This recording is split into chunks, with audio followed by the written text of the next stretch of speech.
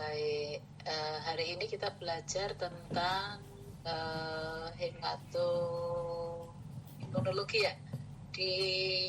Terutama adalah di emergensinya, kegawatannya. Oh, sudah itu. Ya, nanti kita akan membahas tentang emergensi yang sering terkait bidang hematoimunologi. Yang pertama adalah tentang hiperleukositosis dan leukostasis yang sering ditemukan pada keganasan hematologi.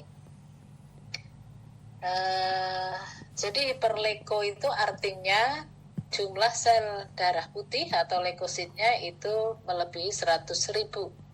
Dan normalnya kan sampai dengan 14.000 kalau anak-anak ya. Kalau neo barangkali sampai 25.000 masih oke, tapi kalau jumlahnya sudah lebih dari 100.000 maka itu namanya hiperleukositosis. Nah, hiperleukositosis ini adalah salah satu kegawatan bidang onkologi yang terjadi karena gangguan dari pengaturan pelepasan sel leukosit dari sumsum tulang. Jadi kalau tadi ada suatu tumor darah, maka dilepaskanlah jumlah leukosit muda yang sangat banyak, yang leukosit ini akhirnya akan beredar di dalam darah. Biasanya epidemiologinya ditemukan 6-15% pada LLA. Sedangkan pada kasus leukemia yang non-limfositik, maka dia kejadiannya lebih besar ya, 13-22% kasus. Kalau kasus myelogenus kronis ya, bahkan hampir semua akan ketemu hiperleukositosis. Nah, prognosis kalau pasien LLA mengalami hiperleukositosis itu umumnya buruk. Kenapa dia buruk? Karena hiperleukositosis tadi sel-sel blast yang bentukannya adalah dia sel muda itu gede-gede, itu kalau dia banyak dilepaskan di dalam darah tentu membuat kekentalan atau viskositas darahnya meningkat. Kalau viskositas meningkat, maka tentunya aliran menjadi lambat ya. Nah, karena itu kalau dia hiperleukositosis ya akan terjadi agregasi dan trombus pada sirkulasi yang mikrosirkulasi. Jadi si sel-sel yang gede tadi karena mikrosirkulasi artinya pembuluh darahnya kecil-kecil ya. Kalau pembuluh darahnya kecil, di situ banyak sel blast. Karena itu sel blastnya berdesak-desakan sehingga terjadi agregasi dan mungkin akan menimbulkan sumbatan. Nah, sel blast tadi sifatnya dia selnya besar, lalu dia tidak mudah berubah bentuk, artinya dia kaku ya. Karena dia kaku maka si sel darah ini mudah terperangkap atau menimbulkan sumbatan pada mikrosirkulasi. Kalau sampai terjadi sumbatan pada mikrosirkulasi maka itu yang disebut leukostasis. Ya, karena ada sumbatan pada mikrosirkulasi atau ada leukostasis, maka tentu aliran darah tadi sudah kental, kesumbat pula. Nah, tentu akan terjadi aliran darah yang terganggu. Ya, aliran darahnya tidak lancar. Kita tahu aliran darah itu atau sistem sirkulasi itu akan membawa peredaran darah yang di situ Hb-nya mengikat oksigen dia ke seluruh jaringan sampai tingkat sel. Karena itu kalau dia terjadi leukostasis artinya oksigenasi tingkat selnya akan terganggu.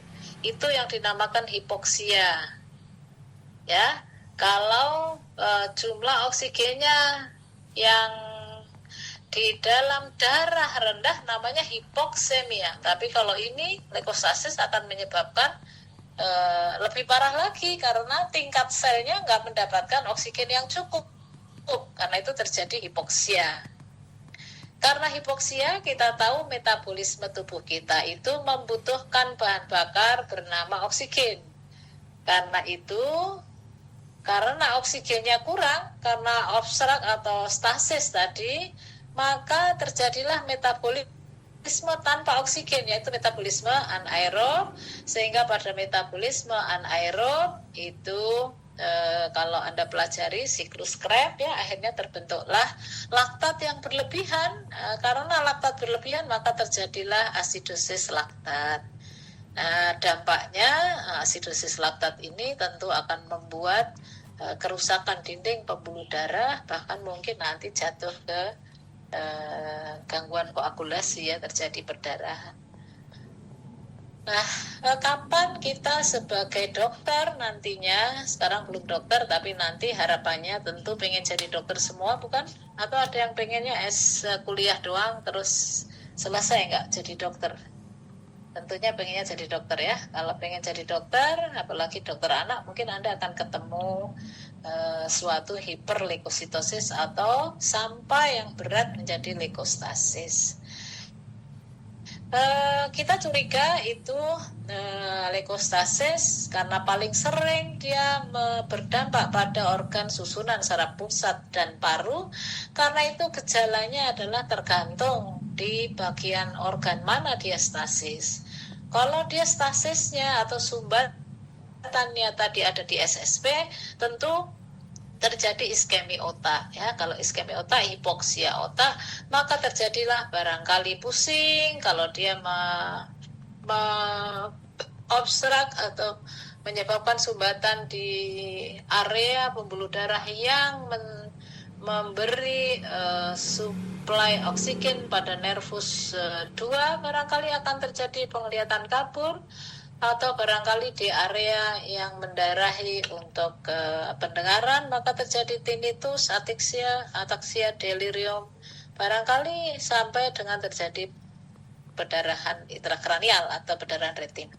Kalau dia obstraknya atau stasisnya mengenai organ paru, maka ambilan oksigen, kita tahu fungsi pernapasan menukar oksigen dengan karbon dioksida. Karena itu kalau parunya tidak berfungsi baik, maka oksigen tidak bisa diambil untuk ditukar dengan CO2. Sehingga dampaknya mulai dari hipoksemia sampai dengan hipoksia. Kalau dia terjadi hipoksemia atau hipoksia, maka gejalanya akan muncul orangnya sesak. Barangkali takipnu, RR-nya tinggi, work breathing-nya meningkat, atau mungkin dyspnu, rasa sesak, rasa tidak nyaman ketika napas, sampai dengan mungkin gagal napas ya, pasiennya menjadi apnu. Ya, atau barangkali leukostasisnya mengenai organ hepar, terjadi hepatomegali, kalau lien menjadi splenomegali. Lalu apa komplikasinya kalau terjadi leukostasis? Maka akan terjadilah perdarahan intrakranial, perdarahan paru, atau mungkin dia akan terjadi gangguan metabolik. Kenapa gangguan metabolik? Karena sel-selnya yang sel blast tadi akan pecah atau lisis ya. Kalau dia lisis maka dia akan mengeluarkan kalium, fosfat, sehingga terjadi hiperurisemia, hiperkalemia, hiperfosfatemia, atau tadi terjadi asidosis laktat.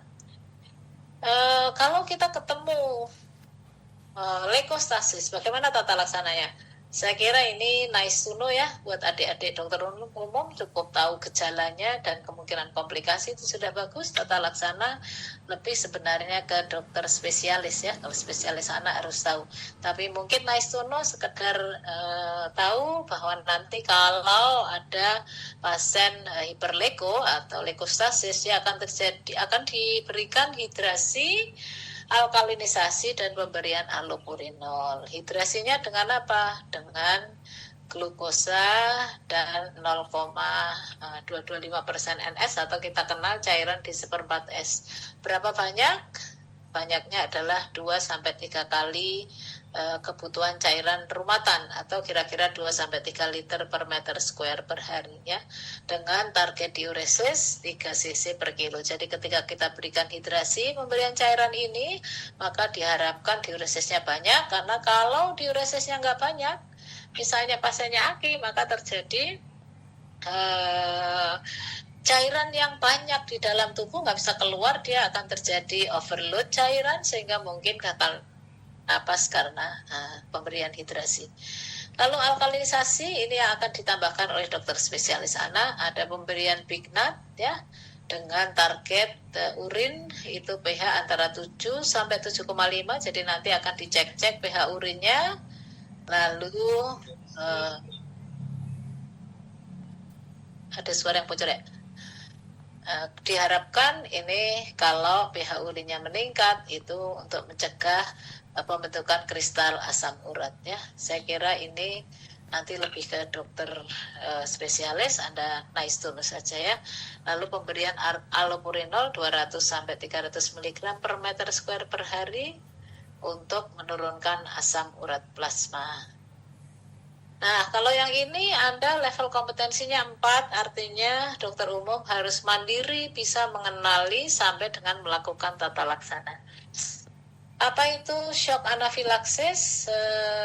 Atau anafilaksis adalah suatu reaksi sistemik hipersensitivitas yang serius. Biasanya timbulnya mendadak, ya, tiba-tiba, lalu dia bisa tiba-tiba menyebabkan kematian.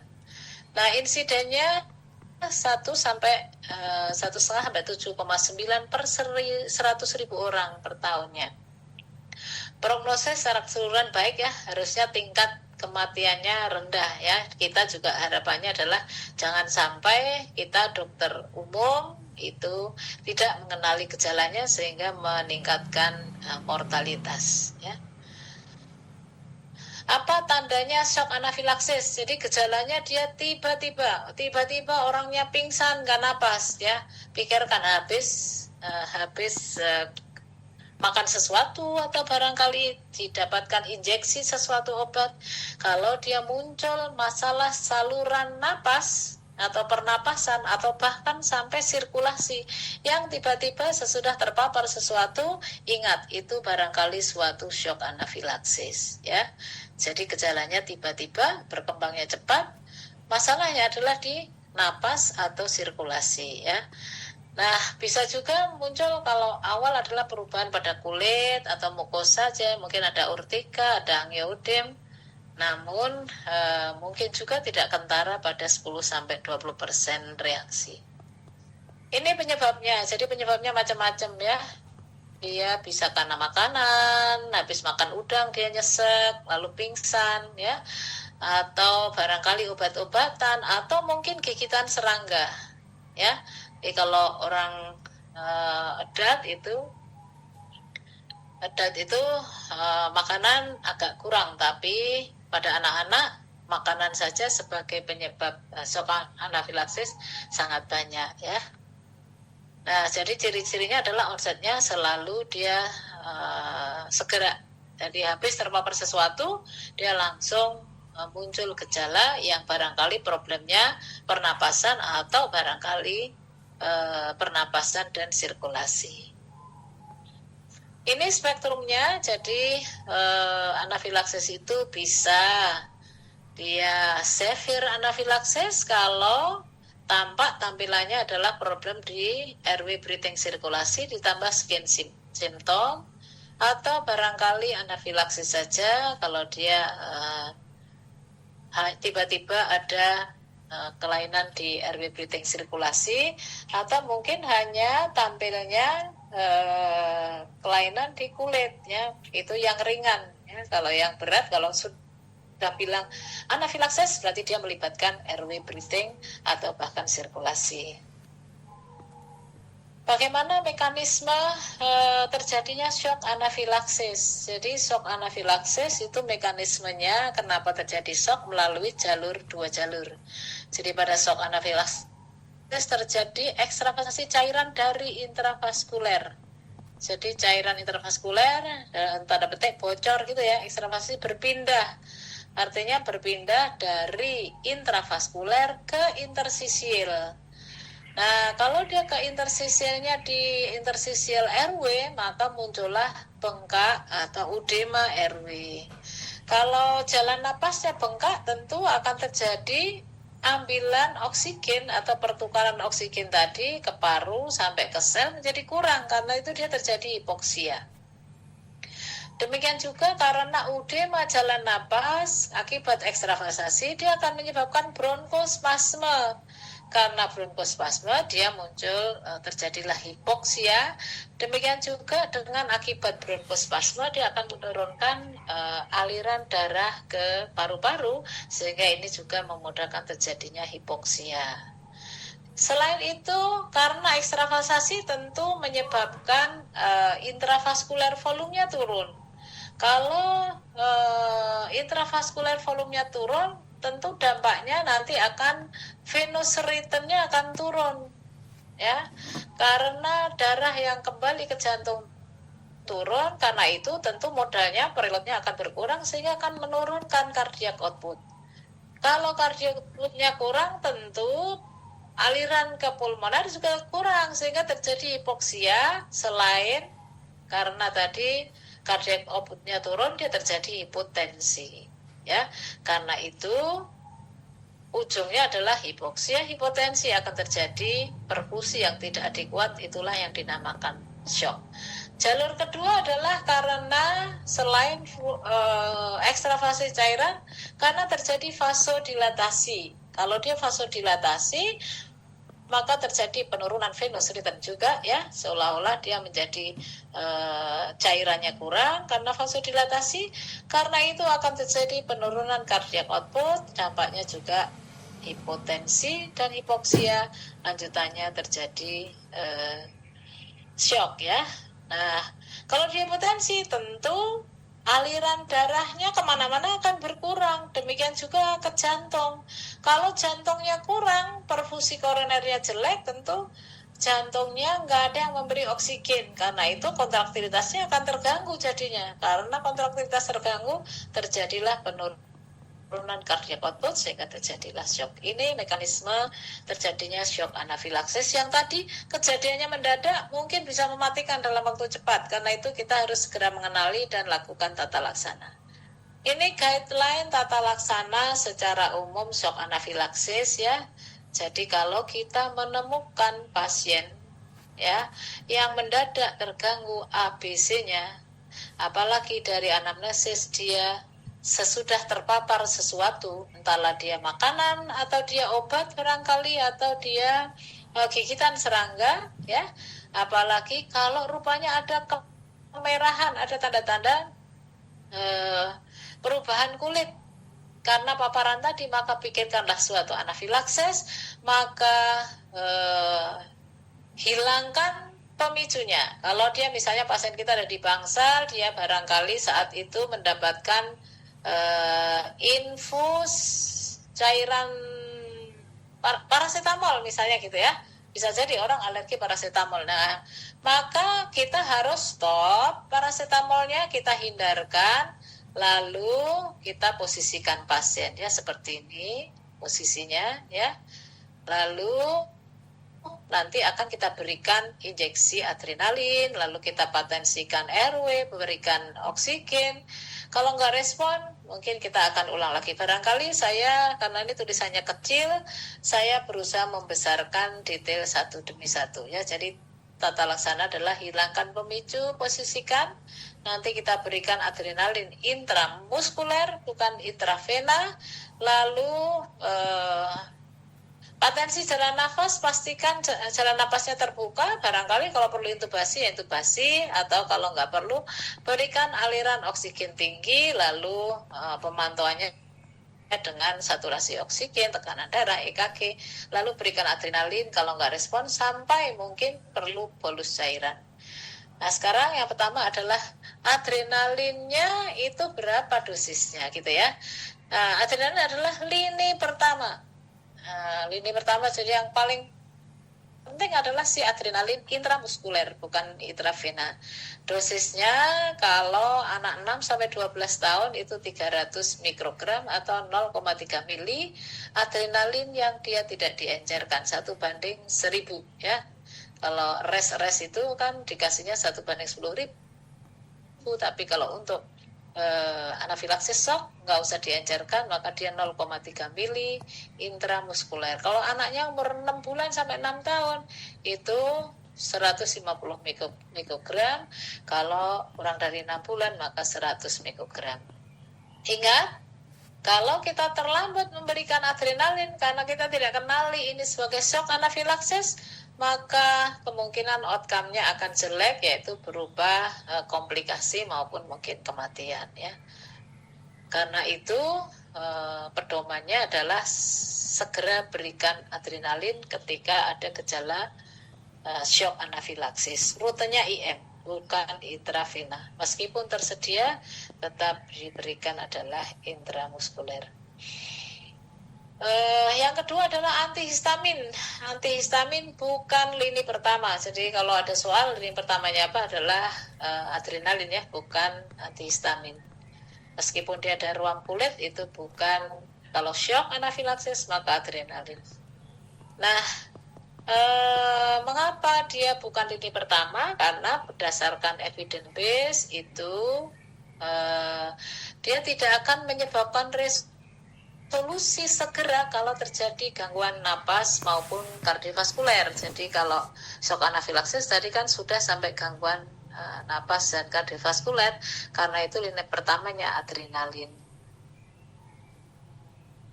Ya, nah, kapan obat ini diberikan? Obat ini digunakan untuk mengurangi gejala kulit. Kalau dia ada urtikaria, maka mungkin selain memberikan adrenalin, kalau gejala ABC-nya, airway breathing sirkulasinya sudah teratasi, artinya pasien sudah stabil, ada urtikaria, maka silahkan diberikan antihistamin dan dipilihnya adalah yang non-sedatif. Yang sering lagi adalah steroid. Nah, steroid bagaimana perannya pada shock anafilaksis? Jadi pedoman yang baru adalah jangan menggunakan steroid. Ya, jadi steroid tidak rutin dipakai. Bahkan kalau steroid rutin katanya dihubungkan dengan justru mortalitasnya meningkat. Ya, jadi bukan pilihan diberikan steroid. Penelitian juga mendapatkan bahwa rupanya dikasih kortikosteroid justru dia lama rawat atau rawat di ICU-nya lebih panjang ya. Kapan dikatakan kortikosteroid bermanfaat? Kalau dia anafilaksisnya pada asma. Jadi kalau pasiennya ada asma, dia anafilaksis, tetap lini pertama adalah adrenalin. Kalau terjadi shock anafilaksis, kalau stabil baru boleh diberikan steroid ya, atau barangkali kalau dia refraktor, baru Anda pikirkan pemberian steroid. Jadi simpulannya adalah anafilaksis merupakan suatu reaksi hipersensitivitas yang timbulnya cepat, bahkan dapat menyebabkan kematian.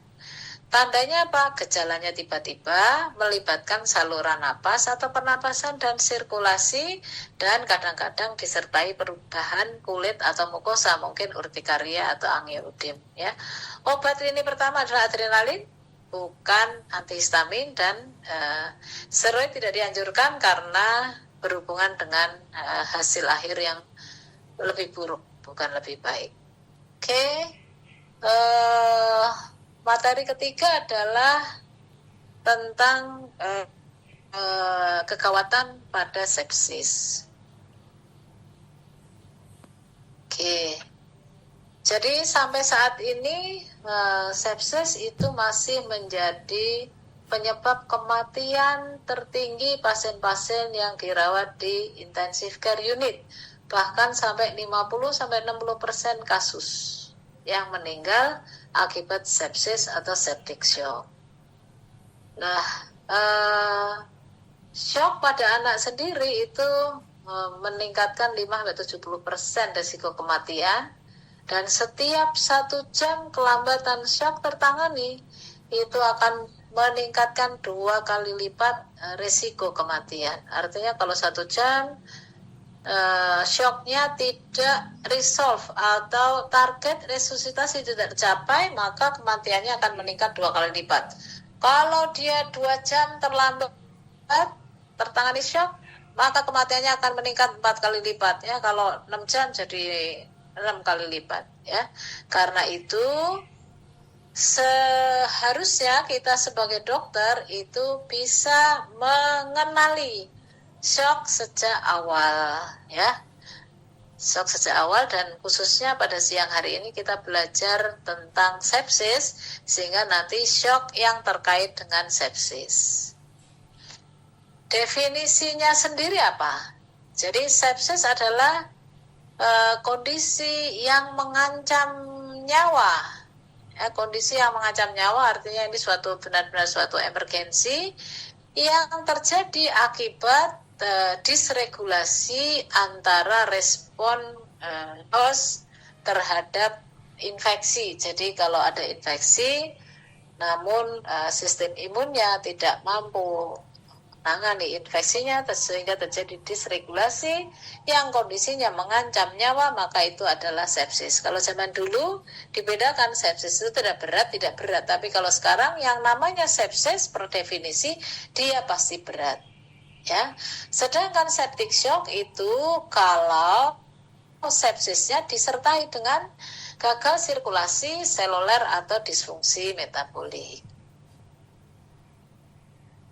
Jadi kapan dikatakan septic shock? Kalau ada disfungsi kardiovaskuler, yaitu mungkin late fase dia terjadi hipotensi, atau dia membutuhkan obat-obat vasoaktif. Artinya vasoaktif itu butuh obat inotropik atau obat vasopresor, ya, semacam adrenalin, dopamin. Ya, high dose itu merupakan vasopresor atau noradrenalin, ya. Atau kalau dia memenuhi dua kriteria. Kriterianya apa? Kalau saya ketemu CRT-nya memanjang. Jadi kalau ujung jarinya adik-adik itu coba Anda pencet. Sekarang kan kalau nggak dipencet warnanya merah, ya. Coba bareng-bareng Anda pencet ujung jari Anda. Oke? Kalau sudah pencet, coba dilepas. Maka kembalinya warna merah ujung jari itu harusnya dalam 2 detik. Nah, kalau lebih dari 2 detik nggak balik-balik merah, hati-hati, jangan-jangan terjadi shock. Atau dia oliguri. Oliguri artinya diuresisnya kurang dari 1 mili per kilo per jam. Misalnya beratnya 10 kilo, harusnya dia sejamnya itu kencingnya juga 10 mili. Kalau ada pasien beratnya 10 mili, kencingnya dalam 1 jam cuma 5 mili. Artinya dia 0,5 mili per jam per 10, ya. Per berat badan. Karena tadi berat badannya 10, kalau dia 5 mili artinya 5 bagi 10 adalah setengah. Dalam 1 jam artinya setengah cc per kilo per jam, maka itu terjadi namanya oliguri. Hati-hati, CRT panjang oliguri, dia mungkin suatu shock, ya. Atau terjadi asidosis metabolik, atau asidosis metabolik ini terkaitnya karena dia laktatnya yang tinggi, ya. Yang dia sesudah dikasih 40 mili per kilo, dia gejalanya tetap aja sama, nggak ada perbaikan. Maka itu yang dinamakan septic shock. Ini cara menegakkan diagnosis sepsis berdasarkan rekomendasi IDAI, ya. Kalau pasien kita curigai infeksi, misalnya pasiennya demam 5 hari, dia ada batuk pilek, pasiennya ada sesak napas, maka kita curiga ada kecurigaan infeksi suatu organ. Kalau ya, maka kita akan lakukan penilaian skor pelot. Kalau pelotnya lebih dari 11, lebih besar sama dengan 11 untuk tipe A, atau lebih dari sama dengan 7 untuk rumah sakit tipe BC, maka diagnosisnya menjadi sepsis. Namun kalau saya tidak mencurigai, namun saya masih kayaknya ini sepsis, maka Anda monitor kembali dan reassessment, nilai besok harinya dengan skor pilot ulang, ya. Kalau dia memenuhi berarti sepsis, kalau tidak memenuhi lakukan observasi berikutnya, ya. Nah, jadi diagnosis sepsis itu dasarnya adalah 1, harus ada infeksi, ya. Nggak boleh nggak ada infeksi, ada disfungsi organ, kita sebut sepsis. Jadi 1 harus ada infeksi, 2 harus ada tanda disfungsi organ.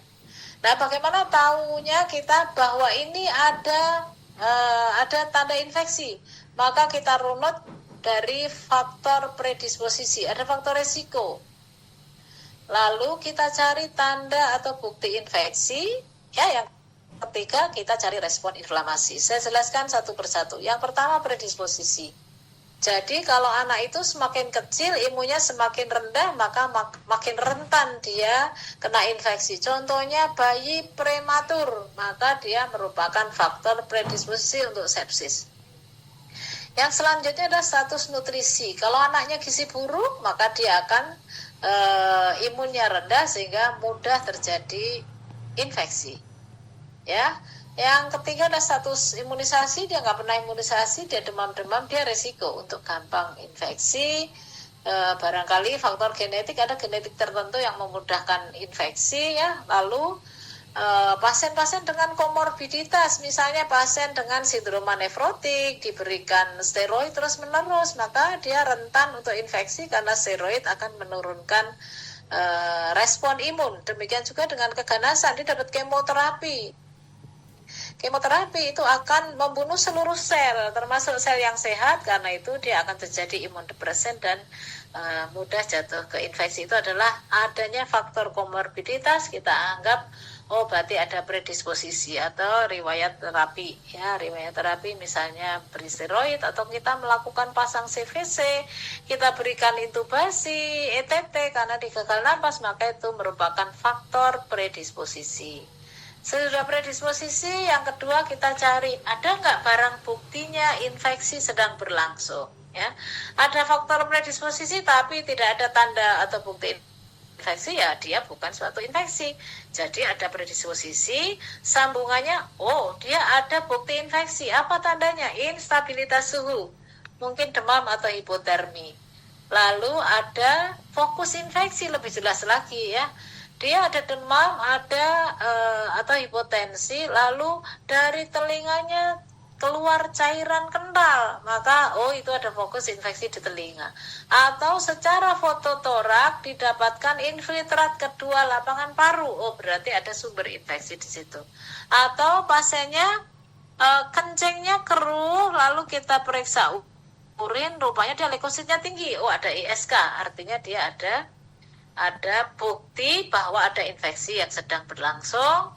Lalu selain klinis ada laboratorium, ini tadi yang sudah saya sebutkan, mungkin periksa urin, feses, lumbal fungsi, atau barangkali dari darah tepi ada peningkatan leukositosis, ada pergeseran shift to the left, artinya gesernya ke kiri. Kita tahu hitung jenis itu basophil, eosinofil, monosit, limfosit, lalu limfosit positif. Jadi basofil, eosinofil, neutrofil kan, terus baru limfosit, monosit. Kalau dia geser ke kiri, artinya dia arahnya ke basofil, eosinofil, neutrofil. Artinya dia suatu infeksi, gitu ya. Nah, yang selanjutnya adalah memeriksa gambaran darah tepi. Kalau saya ketemu vakuol dalam sitoplasma atau ketemunya granula toksik, maka itu menunjukkan suatu infeksi bakterial. Demikian juga dengan pemeriksaan C-reaktif protein atau prokalsitonin. Apalagi kalau periksa kultur, hasilnya adalah kuman-kuman Pseudomonas barangkali atau Acinetobacter, maka itu menunjukkan infeksi sedang berlangsung. Artinya ada infeksi. Yang selanjutnya adalah melihat respon inflamasi. Respon inflamasi itu bisa tadi instabilitas suhu, atau mungkin terjadi takikardi, atau bahkan kalau late takikardi masih nggak bisa mengkompensasi, dia akan terjadi bradikardi, takipnu sampai dengan apnu. Nah, kalau semuanya ini ada faktor risiko atau predisposisi, ada barang bukti infeksi berlangsung, klinisnya juga mendukung, maka kita bilang ini suatu infeksi. Lalu kita akan menilai tanda disfungsi organ. Disfungsi organ kita menilainya sekarang menggunakan Pelot score dari IDAI ya. Kalau Pelot score-nya lebih dari sama dengan 11, maka dia menunjukkan suatu sepsis. Tapi kalau rumah sakit yang tipe lebih bawah, karena penunjang diagnostiknya kurang lengkap sehingga skor 7 atau lebih, itu merupakan dasar mendiagnosis sepsis. Ya, ini pilot score apa saja yang dinilai mungkin nanti bisa dibaca sendiri, saya bagikan slide-nya ya. Jadi menilai neurologi, lalu kita lihat ini poinnya berapa. Kalau GCS-nya 4 maka akan ada nilai yang tinggi, kardiovaskuler juga gitu ya. Heart rate-nya berapa? Oh lebih dari 200 ya, maka dia skornya akan tinggi. Nah, selain itu dinilai fungsi renal, respirasi dengan melihat PF rasio, artinya harus cek AGD, atau hematologi dia cek leukosit dan trombositnya dan fungsi hepar. Nah, yang terbaru 2024 sekarang internasional menggunakan kriteria baru untuk menilai suatu diagnosis sepsis, yaitu menggunakan Punich Sepsis Score ya. Jadi kalau ada anak yang tampilannya nggak nyaman, nggak enak, barangkali kesadarannya turun atau dia sesak napas barangkali atau pasiennya syok, maka kita akan screening sepsis. Jadi ada infeksi nggak? Kalau ada infeksi, jangan-jangan di satu sepsis, maka kita lanjutkan dengan mengakses disfungsi organ dengan cara menilai Punich score tadi ya. Kalau dia Punich score-nya lebih besar sama dengan 2, maka memenuhi kriteria sepsis. Tapi kalau Punich score-nya tadi itu dalam hal kardiovaskuler nilainya lebih dari 1, maka dia bernama septic shock, sepsis dengan kardiovaskuler. Ini yang dinilai pada Punich score ya. Sama nanti silahkan dibaca sendiri. Cara ngisinya juga gitu, RR misalnya, komponen respiratori, maka kita akan menilai PF rasio. Kalau PF rasionya 100 sampai 200, maka poinnya 2 ya, atau menilai SpO2 ya per FiO2 rasio atau SF rasio juga sama ya. 148 sampai 220, maka nilainya 2. Kalau dia ada infeksi, maka ini mendukung suatu sepsis ya. Atau kardiovaskuler juga gitu. Kita lihat di sini ya. Kalau dia butuh vasoaktif, maka lebih dari 2, maka dia poinnya 2. Tinggal isi aja nih. Oke, lalu pada pasien sepsis itu bisa terjadi DIC ya. DIC, disseminated intravascular koagulasi. Jadi pasiennya akan mengalami perdarahan hebat. Nah, mekanismenya bagaimana? Mekanismenya adalah jadi adanya infeksi, ya infeksi bakteri misalnya, maka dia akan menyebabkan pelepasan sitokin. Nah, sitokinnya ada interleukin 1, interleukin 6 maupun TNF-alfa, sehingga akan terjadi aktivasi sel-sel inflamasi. Sel-sel inflamasi mungkin limfosit, neutrofil gitu ya. Nah, akibatnya akan terjadi ekspresi tisu faktor yang dampaknya akan terjadi aktivasi faktor koagulasi ya. Karena aktivasi faktor koagulasi terbentuklah fibrin ya. Karena itu terjadilah konsumsi dari faktor koagulasi yang meningkat, sehingga kalau Anda periksa laborat akan ketemu peningkatan PTA-PTT dan juga lewat jalur yang satunya yaitu endotoksin tadi, dia bisa juga menyebabkan aktivasi trombosit. Kalau trombosit diaktifasi, dampaknya adalah si trombosit saling menempel atau terjadi agregasi trombosit. Akibatnya dia akan terjadi penurunan jumlah trombosit karena trombositnya saling bergandeng-gandengan ya, sehingga kualitas maupun jumlahnya akan menurun. Nah, ini akan memudahkan terjadinya perdarahan. Ya, selain trombosit jumlah dan kualitas yang kurang yang menimbulkan perdarahan ini, dia juga akan menyebabkan sumbatan pada mikrosirkulasi ya, akibat trombus atau trombosit yang saling menempel tadi. Nah, kalau dia terjadi trombus pada mikrosirkulasi, maka ini yang mengawali terjadinya kegagalan multi organ karena dia bisa menyumbat pada seluruh pembuluh darah mikrovaskuler ya. Jalur selanjutnya adalah karena endotoksin bakteri tadi menyebabkan disfungsi endotel itu akan mengganggu mekanisme antikoagulasi sehingga ujungnya terjadi trombus juga ya. Selain itu terjadi penghambatan fibrinolisis sehingga terjadi trombus. Ya, jadi hal-hal inilah yang menyebabkan kenapa pada pasien sepsis dia bisa terjadi perdarahan yang berlebihan di mana-mana ya. Mungkin kalau Anda kelola pasien di PICU yang di IC, dia perdarahannya lewat mulut, atau kita pasang intubasi, ETT-nya penuh dengan darah, dia barangkali hematuri, barangkali dia melena, ya, atau kita ambil darah, bekas tusukan jarumnya terus mengeluarkan darah karena tidak berhenti. Ini mekanisme yang mendasari. Nah, sekarang apa yang dinamakan dengan septic shock? Tadi saya jelaskan bahwa kalau sepsis, lalu dia ada gagal sirkulasi. Gagal sirkulasi itu artinya dia ada disfungsi kardiovaskuler berupa perfusi yang tidak adekuat. Taunya perfusi tidak adekuat gimana? Pasiennya oliguri, CRT-nya memanjang, tadi yang kita pencet-pencet tadi, ujung jari nggak balik-balik, laktat serumnya tinggi, asidosis metabolik, ya, maka itu bukti perfusinya tidak baik. Ya, atau ada hipotensi sesudah pemberian cairan resusitasi 40 ml per kilo, atau membutuhkan vasoaktif untuk menjaga tensinya normal, maka ini yang dinamakan sebagai septic shock. Jadi kalau ada soal pertanyaannya apa itu septic shock, maka jawabannya adalah 3 ini ya. Ada bukti perfusi tidak adekuat, barangkali hipotensi meskipun sudah dikasih cairan 40 ml, atau dia butuh vasoaktif untuk menjaga tensinya normal. Jadi ini tanda-tanda shock. Kalau Anda lihat di sini ya, lihat hipoperfusi, anaknya pucat ya, motelet, dia ada area yang merah tapi banyak juga area yang pucat. Pasiennya napasnya cepat ya.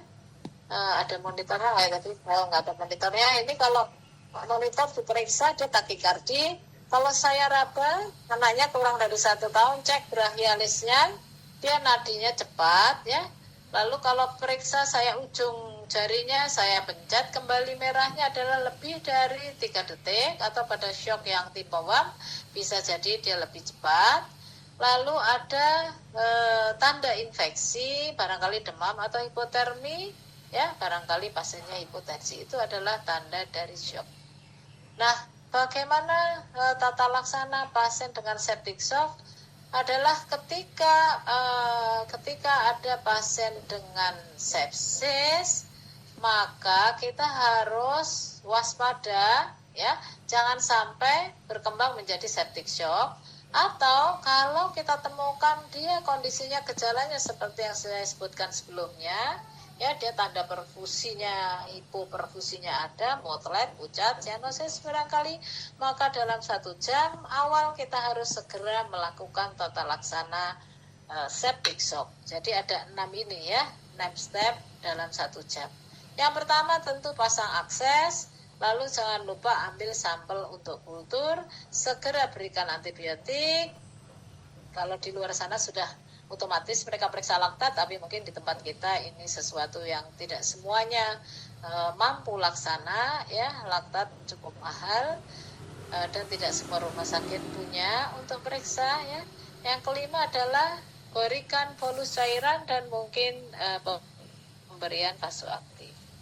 Bagaimana cara memberikan cairan pada seorang pasien yang mengalami septic shock?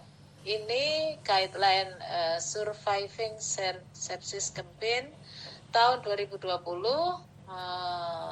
Saya coba ringkaskan lagi ya. Ini mungkin kalau kurang jelas, saya mencoba meringkaskan nanti di belakang. Jadi ini sebenarnya akan dibedakan apakah unitnya dokter itu memiliki fasilitas PICU atau tidak punya PICU.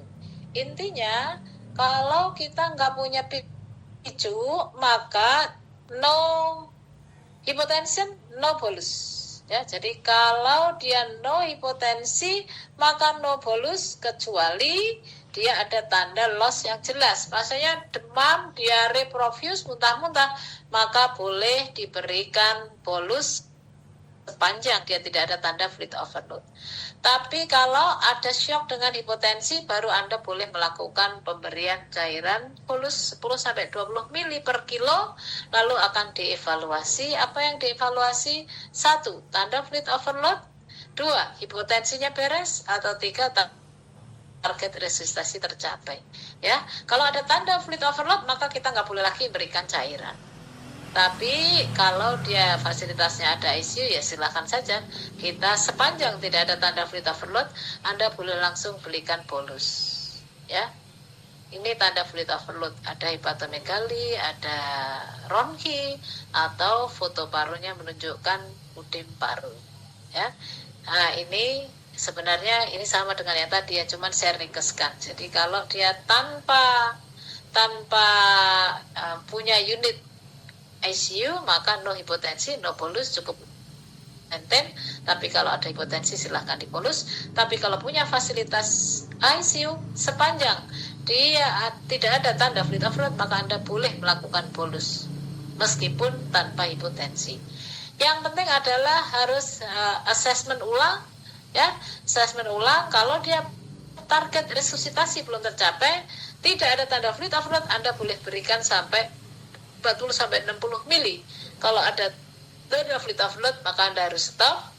Dan juga dengan yang tanpa ICU, no hipotensi, no bolus, kecuali tadi ada loss yang nyata, pasiennya kepotong arterinya sehingga darahnya mancur-mancur, maka kita boleh memberikan fluid bolus, ya. Nah, kapan di stop? Kalau hipotensinya dia sudah reda, atau ada tanda fluid overload, atau tetap hipotensi meskipun saya sudah berikan 40 mili per kilo, maka pikirkan pemberian vasoaktif. Nah, bagaimana kita menilai bahwa pasien ini kalau saya kasih cairan mungkin akan berespon? Maka kita bisa belikannya dengan flugelin. Flugelin itu kita berikan cairan 5-10 mili per kilo, lalu kita evaluasi parameter shock. Jadi kalau tadi takikardi, kita lihat takikardinya turun. Tadinya 200, sekarang HT-nya turun 180. Oh, berarti mungkin ini benar kurang cairan. Tensinya tadi hipotensi, saya kasih cairan 5 atau 10 mili per kilo, tensinya naik. Oh, berarti ini suatu shock yang respon dengan cairan. Atau kita lakukan passive leg raising. Ini seperti ini ya. Nah, posisinya jadi tungkainya difleksikan 45 derajat, lalu kita lihat apakah terjadi perbaikan parameter shock atau cardiac index lebih dari 10%. Atau cara lain menggunakan ini namanya dengan ultrasound kita menilai inferior vena cava collapsivity index, ya, atau mungkin dengan USCOM kita menilai stroke volume variasi, atau cara lain ini menggunakan device yang lebih maju, tapi saya kira ini akan di sini jarang digunakan karena pada anak-anak yang nomor 4-5 itu monitor yang invasif agak susah dikerjakan. Nah, nanti dari situ kita akan tahu dengan ultrasound sekarang ini sangat berkembang ya di puskesmas, nanti akan tersedia alat ultrasound sehingga mungkin adik-adik kalau kerja di puskesmas nanti akan bisa dipakai. Jadi kalau kita lihat di sini ya, ini ada pembuluh darah namanya inferior vena cava, dia kempet, maka artinya dia hipovolemik. Kalau dia begini mungkin dia masih respon cairan, tapi kalau sudah gendut ya, dua dinding ini tidak bersinggungan, artinya tidak ada kissing fenomen, maka dia normal volume, bukan cairan. Obatnya kalau terjadi shock, apalagi ini ya, ini terlalu berlebihan, maka ini suatu hipervolume. Nah, ini salah satu pasien yang dipicu ya, ini jadi kita lihat ini IVC-nya dia seperti ikan kehausan begitu, yang mulutnya menganga-menganga, ini artinya dia butuh cairan. Sedangkan yang sebelah ini kalau Anda lihat ya, IVC-nya dia sudah lebih gendut, artinya tidak butuh cairan lagi meskipun kondisinya pasiennya shock. Nah, Dengan ultrasound ini kita bisa menilai dia kelebihan cairan atau tidak ya. Cara menilainya adalah bayangkan kalau Anda membayangkan ada petir. Kalau petir maka kita lihat paru-parunya dia masih bersih, baru petir nggak ada air. Makin hujan lebat maka makin berair, makin banjir artinya makin hipervolume. Kalau dia hujannya mulai rintik-rintik muncul, ya gambaran parunya difoto seperti ini, maka ketika dilakukan ultrasound kita lihat di sini komet ke bawah ada tapi tipis. Artinya dia mulai kelebihan cairan. Makin kita loading cairan lagi, maka gambaran kometnya makin tebal. Ya, ini adalah fluid overload. Yang di sini hujannya lebat sehingga gambarannya udah jadi satu kayak banjir ya. Jadi ini hitam-hitamnya menjadi hilang, dia kometnya menjadi satu, berarti dia hipervolume ya. Jadi kalau kita sampai di titik ini, apalagi ini sudah mulai ada beeline, artinya no fluid anymore ya. Kalau dikasih fluid lagi dia akan menjadi banjir sehingga justru mengganggu kontraktilitas jantung. Ini contohnya, barangkali ini beeline-nya ya. Beeline-nya nyata nih. Seperti komet-komet di bawah. Nanti kalau adik-adik mainan USG ketika stase di emergensi di Muardi, adik-adik boleh loh coba pakai USG kita, pasien-pasien yang dirawat, biar punya keterampilan tangan menggunakan USG ini ya. Nah sekarang pertanyaannya, kalau jadi butuh cairannya dikasihnya apa? Kristaloid atau koloid? Ya, apa itu cairan kristaloid, apa itu cairan koloid. Jadi kristaloid dengan koloid bedanya adalah berat molekul yang terkandung di dalam cairan. Jadi cairan itu ada namanya zat terlarut, ada namanya zat pelarut ya. Kalau zat yang larut di dalamnya atau zat terlarutnya molekulnya besar ya, maka itu yang dinamakan koloid. Kalau dia berat molekulnya kecil-kecil, maka itu dinamakan kristaloid. Karena itu dikatakan karena berat molekulnya besar, kalau saya ibaratkan cairan koloid itu seperti cairan es cendol. Ya, jadi di dalamnya ada cendol, ada nangka gitu. Karena itu dia ketika ada kebocoran plasma, dia punya efek menyumpal. Karena itu dikatakan koloid bisa bertahan lebih lama di dalam intravaskuler dibanding kristaloid. Kalau kristaloid itu seperti air sirup, sehingga kalau ada membran atau ada kain kita taruh di antara dua, misalnya di tengah-tengah gelas begitu, maka si kristaloid dia gampang berpindah karena berat molekulnya kecil. Kalau koloid dia susah berpindah, bahkan punya efek menyumpal. Kita akan pilih yang mana untuk tata laksana shock. Sampai saat ini rupanya hasil penelitian kristaloid atau balan kristaloid untuk resusitasi awal tetap direkomendasikan dibanding penggunaan koloid, karena rupanya pemberian koloid dengan kristaloid itu outcome akhirnya tidak beda bermakna ya.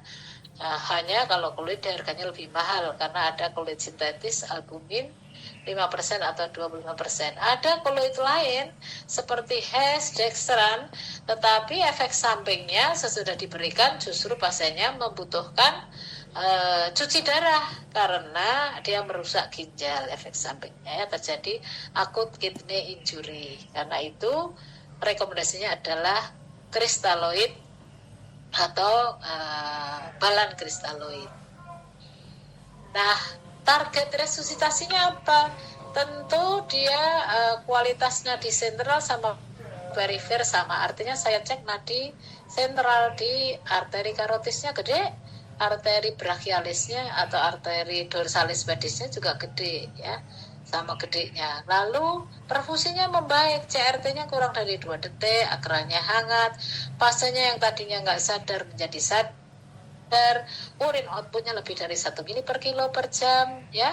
Lalu tekanan darah itu sistoliknya kalau kurang dari 1 tahun 60 mm Hg, kalau 1 tahun sampai 10 kilo bisa dihitung sistolik minimal 70 ditambah 2 kali usia dalam tahun. Jadi kalau pasiennya usianya 2 tahun misalnya, maka sistolik minimal dia adalah 70 ditambah 2 kali 2 artinya 74. Dan laktatnya harus kurang dari 2 ya. Oke, yang bawah ini juga jarang kita kerjakan monitoringnya karena dia butuh pasang akses vena sentral untuk memeriksanya. Yang selanjutnya lagi adalah pada septic shock itu pikirkan source control, artinya kenapa dia terjadi sepsis atau septic shock, sumber infeksinya dari mana. Misalnya terjadi pasiennya peritonitis, infeksi appendicitis akut yang terjadi perforasi sehingga terjadi peritonitis, maka tidak boleh kita hanya tata laksana sepsis atau shock sepsisnya, tapi kita harus konsul ke dokter bedah untuk source control, artinya menghilangkan sumbernya. Tadi APP perforasi ya tentu laparotomi untuk eksplorasi dan menghilangkan sumber-sumber infeksi di situ.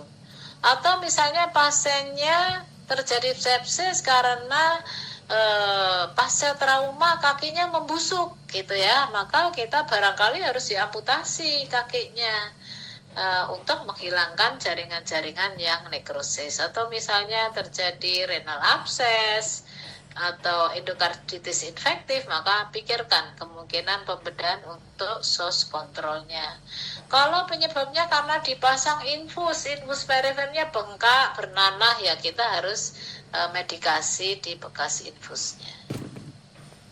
Yang selanjutnya adalah rekomendasi lain. Dan rekomendasi lain itu kalau pasien shock dia hipoglikemi, maka nggak akan baik shocknya karena penyebabnya gulanya kurang. Kita kenal shock hipoglikemik ya. Jadi kalau gulanya di bawah normalnya harusnya 80 sampai 150. Jadi kalau dia hipoglikemi, maka kita harus berikan bolus dextrose untuk menangani shocknya. Ya, pada anak dosisnya 5 mili per kilo D10 atau kalau neonat 2 mili per kilo berat badan. Tapi kalau pakai D25 itu 2 mili per kilo. Demikian juga dengan hiperglikemi, itu juga akan membahayakan karena itu mungkin shocknya nggak akan beres. Kita barangkali kita perlu berikan insulin. Kalau terjadi hipokalsemi juga harus dikoreksi karena dia akan menimbulkan efek ino negatif, artinya obat-obat vasoaktif yang kita berikan mungkin tidak bekerja kalau ada kondisi hipokalsemi. Yang selanjutnya adalah anemi. Anemi juga gitu. Kalau HP-nya kurang dari 6, maka shocknya juga nggak akan membaik karena kita ingat shock itu adalah pasokan yang kurang.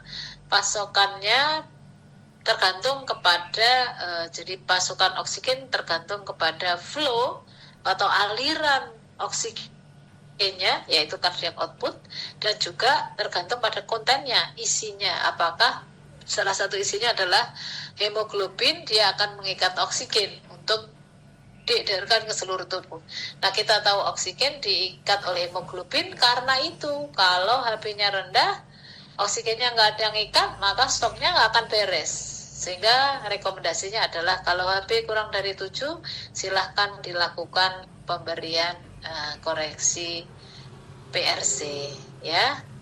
Kalau pasiennya dengan perdarahan DIC, maka mungkin saya harus berikan FP. Kalau pasiennya mengalami trombositopeni, maka kapan saya lakukan transfusi trombosit? Itu kalau trombositnya di bawah 10.000, atau pasiennya mengalami perdarahan, atau pasiennya akan melakukan operasi misalnya sirkumsisi, apalagi tadi evakuasi, APP perforasi mau dievakuasi, maka trombosit harus dikoreksi dulu. Ya, saya kira ini ya slide terakhir. Nah, ini mungkin yang bisa saya sampaikan. Barangkali adik-adik ada yang menanyakan.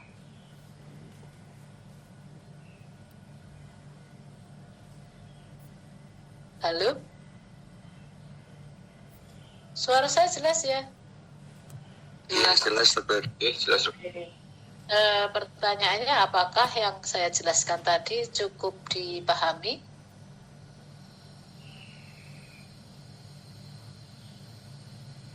Semoga cukup dipahami ya. Iya, dokter. Iya, dokter. Oke. Kalau tidak ada pertanyaan, saya kira ini yang saya sampaikan mudah-mudahan cukup jelas. Nanti soal ujian ya nggak jauh-jauh dari sini ya, mungkin dikasih sedikit intro kasus gitu barangkali. Ya, mudah-mudahan Anda bisa memahami dan bisa mengerjakan dengan baik ya.